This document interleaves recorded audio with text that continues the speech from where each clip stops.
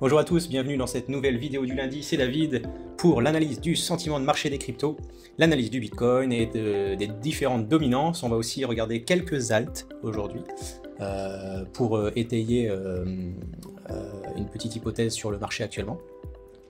Voilà, donc excellente semaine sur le marché, un beau rebond. On s'est extirpé de ce wedge, ce triangle descendant, donc en breakant par le haut. Je vais mettre en daily pour que vous le voyez bien. Voilà, il est là. Hop, je le remonte. Donc c'était clair. Alors dans la vidéo de lundi dernier, moi j'optais plus sur une continuation de tendance, donc aller tester les 14 000 dans le futur. Maintenant bon, le marché il a fait autrement. Il est venu breaker ici, et si vous vous souvenez bien, j'avais signalé une tasse avec une anse. Hop, première résistance ici qui correspondait aussi à la résistance oblique autour des 18 500, boom, breaké. Et là, bon on est un peu freiné par 21 500, ce qui est logique. Et donc on n'a toujours pas fait de ce qu'on appelle higher high, donc en daily. Voilà. Tant qu'on n'a pas clôturé au-dessus de cette ligne là, 21 500, on ne peut pas encore crier au bull run, et encore moins, même si ça casse, il faudra quand même confirmer plusieurs fois, casser plusieurs résistances, hein, les 22 800, les 25 200. Vous voyez, hein, c'est très simple, hein, c'est fait par les différents pics qu'on a eu lors des précédentes journées. Et puis ensuite, il faudra aller se taper, hein, c'est un peu comme monter l'Everest, les 28 000 et la résistance oblique, donc les 28 000, les 32 000 et la résistance oblique. D'ailleurs, le breakout de la résistance oblique sera vraiment déterminant pour annoncer le prochain cycle du Bitcoin, qui sera soit un cycle de range, ce qu'on appelle range, c'est-à-dire que bon, ça reste entre deux bornes. L'idéal, ça serait entre ces deux bornes-là pendant quelques temps, et ensuite ça break, ça forme une vraie pattern saine pour le marché des cryptos, et ensuite aller monter et chercher beaucoup plus haut, hein, les 48 000, et pourquoi pas autre chose juste avant le halving qui se profile durant l'année 2024. Voilà.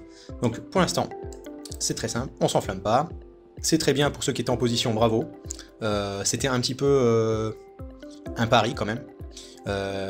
Voilà, donc nous on n'a pas de signaux volontairement parce que comme je vous l'ai dit, nous on privilégiait quand même la continuation de tendance baissière et le test des 14 000. Là du coup, ayant cassé et fait un breakout de ce triangle, on va se positionner, on va envoyer des signaux lors du retest de ce breakout. Donc si notre ami Bitcoin se refroidit et vient retester les 18 500, voire les 17 500, cette zone ici là, on aura des signaux. Voilà. Pour l'instant, tant qu'on n'a pas de confirmation, alors ce qui risque de se produire, soit le marché vraiment part vers le haut et à ce moment-là, ça casse en force avec des volumes et tout ça. À ce moment-là, de toute façon, ce sera toujours temps de se positionner sur des alts. Il n'y a aucun problème. Généralement, c'est toujours le Bitcoin qui lance le marché pendant quelques jours. Les liquidités arrivent sur le Bitcoin et ensuite on se positionne sur les alts. Ça a toujours été dans ce sens-là. Donc, et vous allez le voir dans la dominance, c'est exactement ce qui se produit.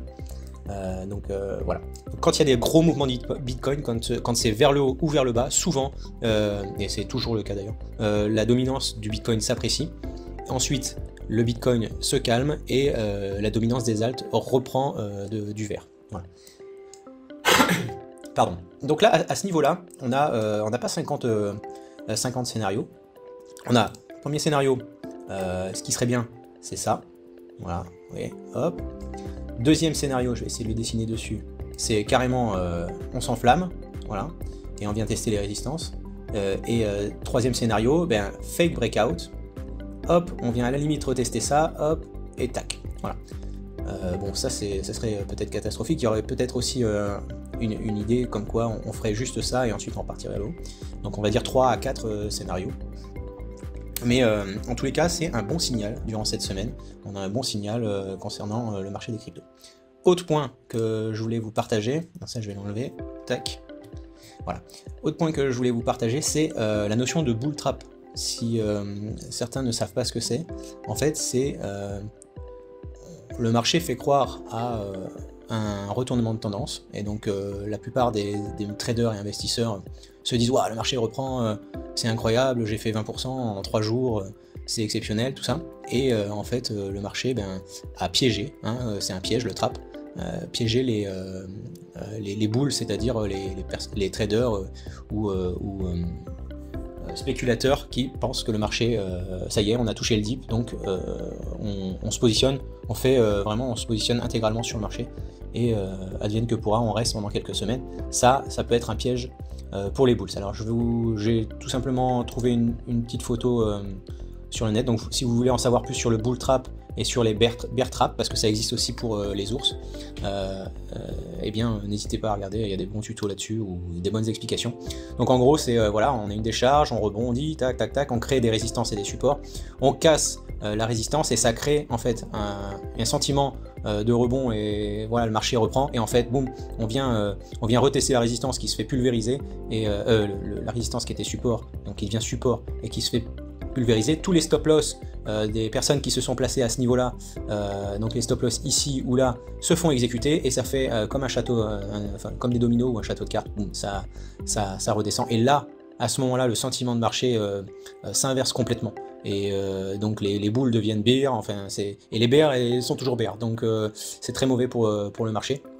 Donc espérons que ce soit pas un bull trap, même si nous ne sommes pas en position, eh bien c'est pas grave, hein. Il y a toujours des opportunités, on est vraiment, quand les alts ont pris 99% ou 98% dans la tête, c'est pas en ayant regagné 5 à 6% qu'on peut pas se positionner, donc on va attendre pour sniper des bons signaux. Alors là, pour vous expliquer un peu le bull trap, pourquoi, je vais tout de suite rebondir sur certaines alts qui pour moi ne montrent pas encore. Vous voyez, on va regarder sur le Theta. Donc le Theta a pris une bonne petite correction. Alors comment je vais faire ça? Hop, tac. Là, vous voyez, il a corrigé de plus bas ici, on voit pas bien, bon, 95%, ok. Donc, vous voyez, le rebond, il est très timide ici, et surtout, le Theta vient uniquement, malgré la hausse du Bitcoin actuel et l'emballement général, vient seulement retester cette résistance, hein. Donc c'est la première résistance, et à mon sens, tant que là, on n'est pas allé dans le Theta à plus d'1,40, il n'y a pas de raison de... Voilà. Il n'y a pas de raison de s'enflammer. Donc ça, c'est ce genre d'alt, pour l'instant, eh bien, est toujours en hibernation. Je vais vous montrer aussi, par exemple, le VET. Le VET qui, lui, vous voyez, c'est la même structure, hein. Ça a pris pareil. Hein. Ça a pris, que vous voyez bien, 94% aussi. Voilà. Et quand on s'approche, on voit bien que là, le VET, il reteste les différentes résistances, hein, qui étaient support avant. Donc, bon... voilà, sur ce genre de crypto, alors il y en a quelques-unes, bien sûr, hein, c'est toujours pareil, il y en a qui font des breakouts, mais les grosses alts comme ça, hein, que ce soit VET, donc Theta ou même les XRP, tout ça, les grosses alts, pour l'instant n'ont pas encore envoyé de signal de alt season. Pour nous, pour l'instant, il faut se méfier, il faut faire attention à notre capital, tant qu'on n'a pas de signaux. De toute façon, même s'ils cassent, ils viendront retester, ils nous donneront des opportunités pour rentrer dans ces trades. Donc pas de panique, il n'y a aucun problème, aucun stress à avoir là-dessus. Voilà pour le Bitcoin. On va passer aux dominances qui vont nous conforter dans ce petit rebond qui donc j'avais signalé lors de la dernière vidéo. Donc voilà, il fallait casser par le bas pour avoir au niveau de la dominance USDT, pour avoir un rebond sur le marché des cryptos, ce qui s'est produit. Bon, ça a été brutal, hein. Voilà, et on est venu chercher tout de suite le premier support. Là, donc nous, un petit point dur. On devrait revenir ici, hein, et ça rentrerait dans l'hypothèse où le Bitcoin vient retester les 18 500 jusqu'à 17 500.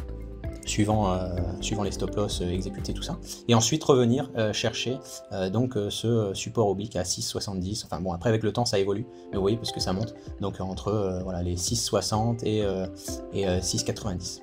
Voilà la logique un petit peu, si on veut essayer de lire un peu les graphiques. Maintenant bon, voilà. Donc là, ici, ça serait bon que durant la semaine qui arrive, on ait un rebond un petit peu de la dominance de l'USDT, et avec donc une petite chute du Bitcoin pour nous permettre de nous positionner et d'envoyer des signaux à ce niveau-là. Voilà, ça serait très intéressant que ça se produise et très sain. Voilà. Voilà pour la dominance USDT. Dominance du Bitcoin, donc comme on a dit, quand le Bitcoin pump, eh bien la dominance du Bitcoin pump, c'est normal. Et quand le Bitcoin chute, eh bien la dominance du Bitcoin monte aussi. Voilà, donc lorsqu'il y a des mouvements avec une grosse volatilité du Bitcoin, la dominance du Bitcoin monte. Voilà, c'est comme ça. Donc là, voilà, rien de très fou. Donc là, on devrait aussi pouvoir aller jusque là pour retester la résistance des 48% sur la dominance du Bitcoin. Les alts, hop, voilà. Donc là, on a bien retesté, hein, comme je crois que je l'avais dit dans oui, c'est même sûr, la dernière vidéo. Hein, on est venu retester donc la résistance. Et pour l'instant, ça suit la logique de cette ligne jaune. Donc voilà, c'est très simple. Si le Bitcoin chute là, maintenant, autour de 17 500, enfin durant les prochains jours, il y a de fortes chances pour qu'on aille rechercher ce point-là. Et puis si ça casse, eh bien, on ira chercher les 7,85% sur la dominance des alts. Donc dans ces cas-là, il faut vraiment pas être en alt. Hein. Là, notre capital peut être divisé par 2 hein, dans ces cas-là, ça fait mal. Bon, il faut des stop-loss quoi. Voilà, le total market cap, donc voilà, donc ce support-là a bien fait son job, donc c'est très bien, et on a cassé, donc bon, après, sur le total market cap, je sais pas si c'est très analyse technique, mais en tous les cas, c'est là, on a cassé donc la résistance oblique. Donc on va étudier et voir si c'est pas un fake breakout, ce qui ferait ensuite revenir le total market cap sous cette résistance. Et là, notre support ici serait en danger. Voilà.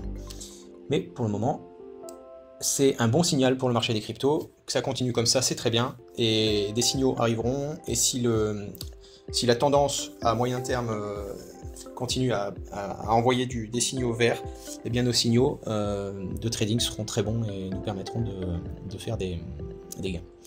Voilà, je vous souhaite une excellente semaine, sachant qu'aujourd'hui le marché financier américain était fermé, donc voilà, c'est comme un dimanche aujourd'hui. On va voir comment les marchés américains réagissent demain. Voilà. Allez, bonne semaine, à lundi prochain, et j'espère que ça vous a plu.